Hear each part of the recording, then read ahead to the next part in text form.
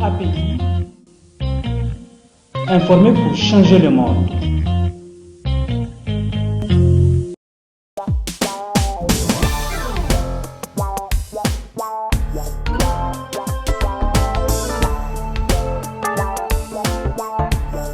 Monsieur le Président Hamidou Laden Thiana, vous êtes d'abord, pour moi, un parent.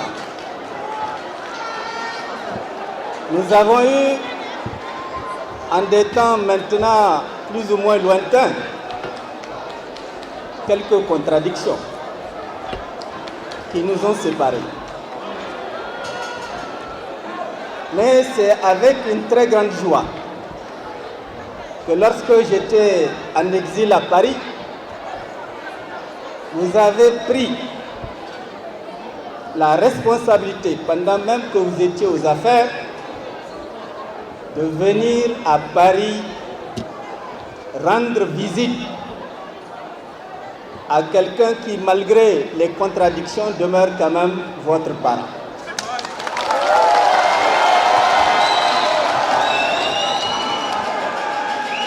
Cette attitude, je l'ai beaucoup appréciée. Et j'ai vu à travers ce geste l'esprit et le cœur d'un homme qui s'est pardonné et transcendé ses rancœurs et les difficultés vécues avec l'autre hier. C'est l'attitude d'un chef. Et je t'en félicite sincèrement et profondément.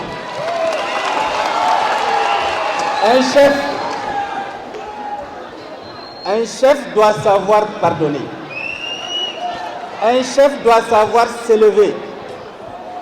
Il doit savoir dominer ses sentiments négatifs et ne privilégier que les sentiments positifs avec lesquels seul on peut créer. Lorsqu'on aspire à gouverner, Monsieur le Président, il faut être l'homme qui ne garde pas rancune. Il faut être l'homme qui est capable de s'asseoir dans sa colère, de réfléchir et de se dire peut-être que la faute vient de moi. Et d'avoir le courage de se le dire à soi-même et d'approcher les autres pour effacer ce qui a causé le trouble entre vous et l'autre. Vous avez cette capacité. Et c'est pourquoi je suis très heureux, depuis que je suis de retour d'exil, vous l'avez remarqué, je n'ai participé à aucun événement politique majeur, public. C'est la première fois, parce que c'est votre investiture que j'ai décidé de venir pour vous marquer ma fraternité, mon soutien. Ce soutien, vous le méritez, parce que, comme l'a dit le président Ibrahim Yacouba, vous êtes un homme de combat. Votre arrivée à l'opposition est, d'une certaine façon, un bonheur pour l'opposition. Parce qu'un combat a besoin de combattants. L'opposition, c'est un champ de combat. Et vous n'avez jamais fui le combat. Le combat qui s'ouvre dans, chacun le sait, l'inéquité absolue, dans un esprit de fraude massif,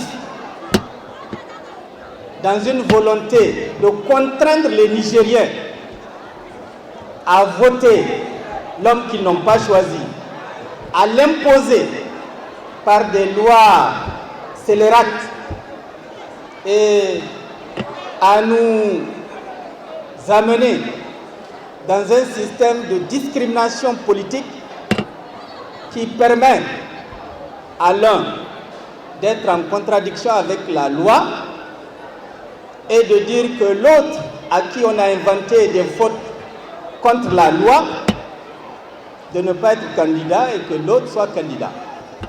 Mesdames et messieurs, ce combat de l'opposition, Ibrahim Yacoub l'a dit tout à l'heure. Beaucoup de gens disent que c'est un combat qui doit être un combat de l'opposition. Ce n'est pas un combat de l'opposition. C'est le combat des Nigériens, dans leur ensemble. Parce que le mal qui prévaut aujourd'hui au Niger n'est pas le fait de l'opposition. Le mal qui fait du mal au Niger ne fait pas seulement du mal à l'opposition. C'est un mal que les Nigériens, dans leur ensemble, ont accepté de consacrer en 2016. Nous ne devons pas attendre le salut de l'opposition. Nous ne devons même pas attendre le salut de Dieu. Nous devons prier Dieu, nous lever tous ensemble, et je ne parle pas de l'opposition, je parle du peuple nigérien, pour mettre un terme à une situation dans laquelle tout le monde souffre. Tout le monde souffre. Chacun le dit dans son salon, chacun le dit à ses amis, chacun le pense dans un cadre où il se croit en sécurité, parce que chacun a peur de dire tout haut ce que tout le monde dit tout bas. Mais il est temps, maintenant que nous sommes à quelques mois des élections, de sortir et de parler, de revendiquer et d'exiger, de se battre pour que la vérité et le droit s'imposent à des hommes et des femmes qui ne veulent ni de la vérité, ni du droit, ni de la démocratie, et qui ne pensent que d'une seule manière, le rapport de force. Le plus fort étrangle le plus faible. Ils pensent qu'ils sont les plus forts. Le peuple nigérien doit leur démontrer par des actes que l'on sait possible de changer les choses partout dans le monde, et les Maliens viennent de nous le prouver il y a quelques jours, n'est-ce pas?